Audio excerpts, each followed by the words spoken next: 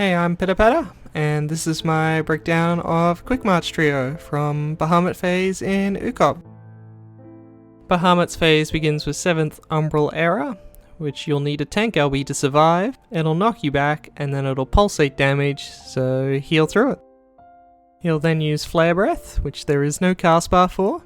It's a magical tank buster that'll cleave your main tank. And he'll immediately follow this with Flatten, which has a cast bar and is a single target physical tank buster on the main tank as well. But what you're really here for, I'm sure, is to learn about Quickmarch Trio. So after casting it in the center here, the 3 bosses will jump to a random spot around the arena. So to deal with this mechanic, you'll need to assign some spots. I like to do this by placing the waymarks 1 through 4 in a line, like you can see here, and then having everyone line up next to it, half on one side, half on the other side. Now, as mentioned, the bosses will appear randomly somewhere around the arena, and wherever they are, they're just going to dive straight through the center. And we're going to have half of the party go to each side. And the reason for this is that as they dive, twisters will also go off, so we don't want to be all clumped up together.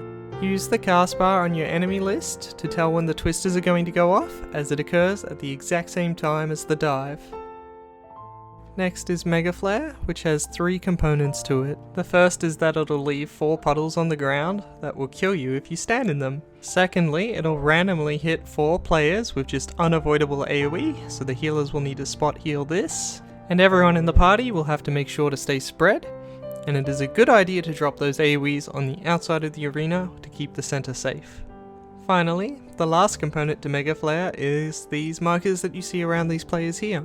There'll be 3 of them total, and they can only target DPS here, and these players just have to stand together to soak some damage. Now, where that stack is going to be is dependent upon where the bosses dived from. Treat where the bosses dived from as north, and the Mega Flare stack will be on the south, in the center. Now, Bahamut is targetable again here, so be sure to start hitting him. And there will also be 2 tethers to pick up here, which you will want your tanks to pick up as it is a tank buster.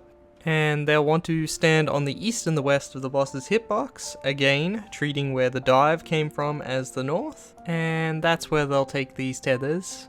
And your healers and the DPS who didn't have to stack for the Mega Flare will also be marked for Earthshakers.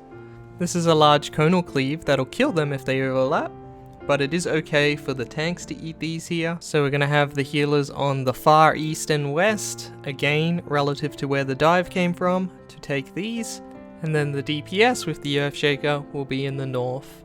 If it is a melee, they can get uptime here, that's totally fine.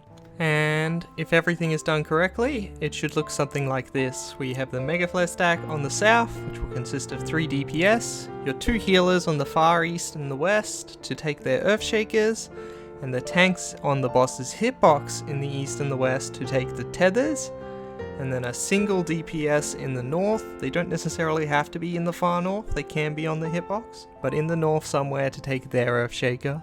And again, I can't emphasize this enough, these spots are all relative to where the bosses dived from.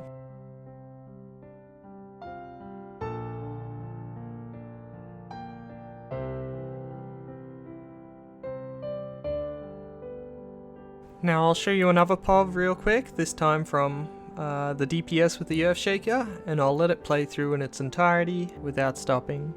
First we're spreading to our sides here, then dive with Twister, AoEs on the ground, AoEs on random players, Mega Flare stacks go out, markers for Earthshaker will go out as well.